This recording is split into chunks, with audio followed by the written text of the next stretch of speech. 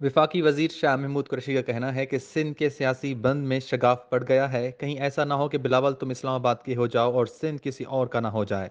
हैदराबाद में मीडिया से बात करते हुए वजीर खारजा शाह महमूद कुरैशी ने कहा कि मेरा सियासी तजुर्बा बता रहा है कि सिंध उफक पर तब्दीली के बादल मंडरा रहे हैं। एक बावकार सिंध की बारिश मुझे होती दिखाई दे रही है। मेरी निगाह देख रही है कि सिंध के सियासी बंद में शगाफ पड़ गया है। अगर मैं बिलावल होता तो मेरा सियासी फैसला ये होता कि मैं लॉन्ग मार्च खत्म करके वापस सिंध लौट आता। कहीं ऐसा ना हो कि बिलावल तुम इस्लामाबाद के हो जाओ और सिंध किसी और का ना हो जाए। शाह महमूद कुरैशी का कहना था कि सिंध के कुछ अफराद की तिजोरियां बदल गईं लेकिन आम आदमी की हालत नहीं बदली। कोई बाहर से आकर अवाम के हालात नहीं बदल सकता।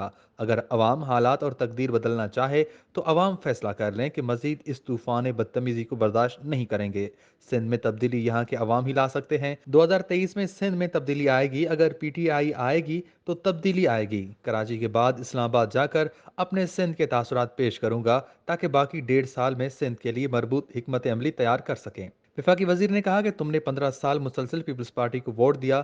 जब पीपल्स पार्टी के कारकुनों को हक नहीं मिल रहा तो आपको कैसे मिलेगा। सिंध के लोगों को अगर हुकूक मिले होते तो फिर हुकूक सिंध मार्च ना निकलता।